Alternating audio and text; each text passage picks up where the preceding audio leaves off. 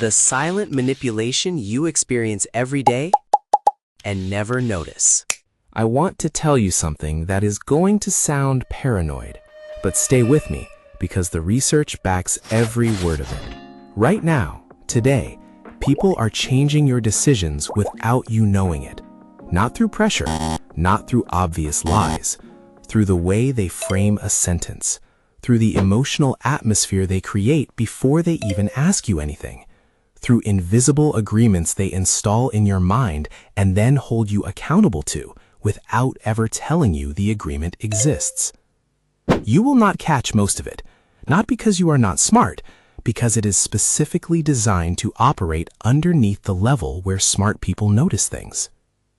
And here is the part that should really get your attention. The people doing this are not always villains. Some of them are your closest friends, your partner, your boss, your parents. Most of them don't even know they're doing it. They learned these patterns the same way you learned to breathe. So automatically, they stopped being visible. But once you see the mechanism, you cannot unsee it. And that is exactly what we are doing today. We're going to break down 3 specific techniques: framing effects, ambient emotional priming, and something called covert contracts that are running on you right now in conversations you think are completely neutral. Let's get into it. The first mechanism, and one of the most documented in all of behavioral science, is the framing effect. The principle is simple, but the implications are enormous. The way information is presented changes how it is evaluated, independent of the actual content of the information. They presented 2 versions of the same scenario: a disease expected to kill 600 people. Option A saves 200 lives. Option B has a 1/3 chance of saving all 600. Most people chose option A. Then they reframed it. Option A results in 400 deaths. Option B has a 1/3 chance of 0 deaths. Most people switched to option B. Same mathematical reality, completely opposite decisions, driven entirely by whether the outcome was framed as a gain or a loss. This plays out daily in ways most people never register.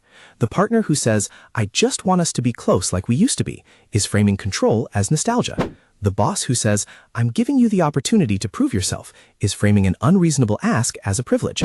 The friend who says, "I thought you didn't care what people think," is framing social pressure as an appeal to your identity. In each case, the frame benefits the person using it. The manipulation is not in the words, it is in the architecture around them. Now, another thing that operates even more invisibly, because it happens before the conversation has even properly started.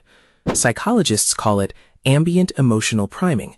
The principle is that your emotional state at the moment a decision or conversation begins dramatically shapes your response to everything that follows, and that emotional state can be deliberately engineered by someone who understands this.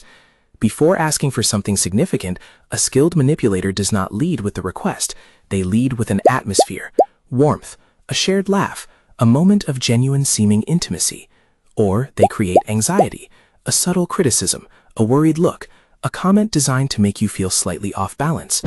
Warmth makes you more agreeable, more inclined to say yes to maintain the pleasant feeling. Anxiety makes you desperate for resolution and more likely to agree to whatever offers relief.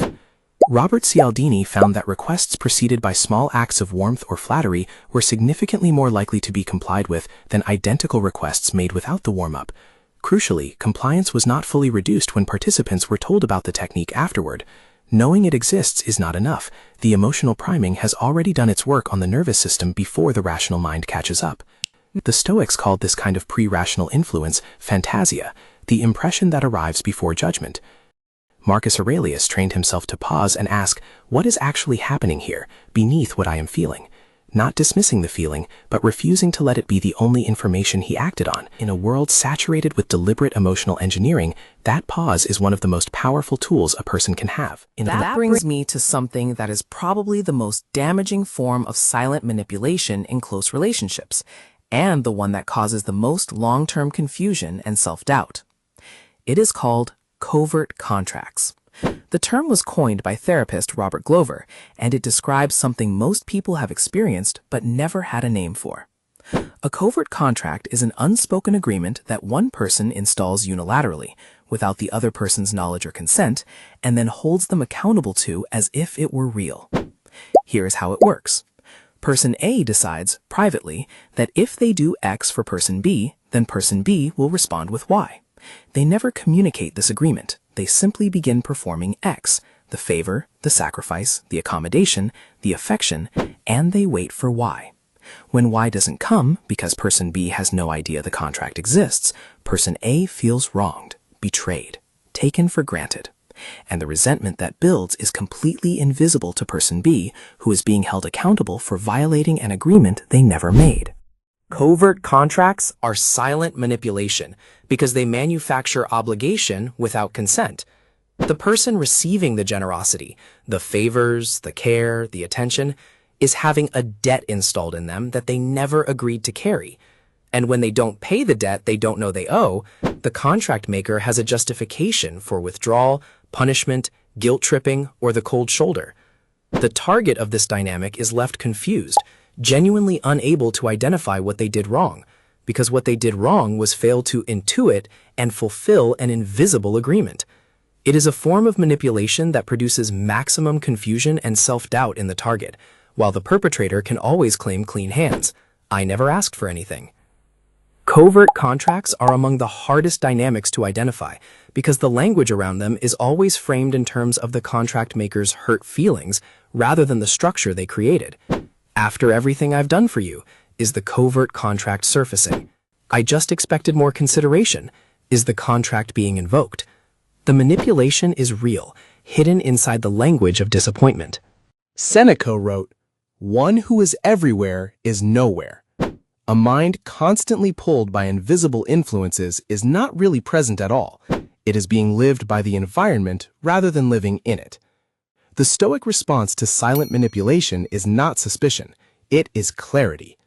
The deliberate practice of naming what is actually happening and making choices from your own values rather than from the conditions others have constructed. All right, here is the practical framework. 3 things you can start doing today. Step 1 is frame auditing. When someone makes a request or a claim, strip the frame and find the raw content underneath. Ask, if I reframe this as the opposite, as a loss instead of a gain, as a cost instead of a benefit, does my response change? If it does, you are responding to the frame, not the reality. Practice this with low-stakes decisions first. A friend suggests a restaurant you'll love. What if they said, "This place gets mixed reviews, but I want to go"? A colleague gives you the chance to take on extra work. What if they said, "I need you to do this extra work"? The content is the same. The frame is where the influence lives. Step 2 is atmosphere inventory. Before agreeing to anything significant, pause and name the emotional atmosphere you are in. Not what is being said, what you are feeling, and whether that feeling was deliberately induced. If you feel warm or obligated before the ask arrives, ask yourself why. If you feel anxious or off balance, ask yourself who put you there. Ask the question before the answer is already baked into your decision. Step 3 is contract surfacing. In your close relationships, pay attention to the moments when someone expresses hurt or resentment that seems disproportionate to what actually happened. Ask, gently, genuinely, what they were expecting. In many cases, this surfaces a covert contract that neither of you knew was there. Once it is visible, it can be renegotiated or declined, openly, consciously, with both people's knowledge. The goal is not to accuse anyone. Most covert contracts are installed without malicious intent. They are often a sign of someone who has learned that asking directly for what they need is too risky. Making the contract explicit is an act of generosity towards both people in the relationship. Because the world is full of invisible influence, some of it is structural, the way environments are designed, choices are presented, information is framed. Some of it is interpersonal, the carefully crafted atmospheres, the unspoken obligations, the identities being invoked. None of it makes you a victim. All of it makes awareness a form of power. The person who can see the architecture of influence clearly, calmly, without paranoia, is the one who gets to actually choose. If this made you look at your conversations differently, subscribe, because the people who understand these patterns always stay one step ahead.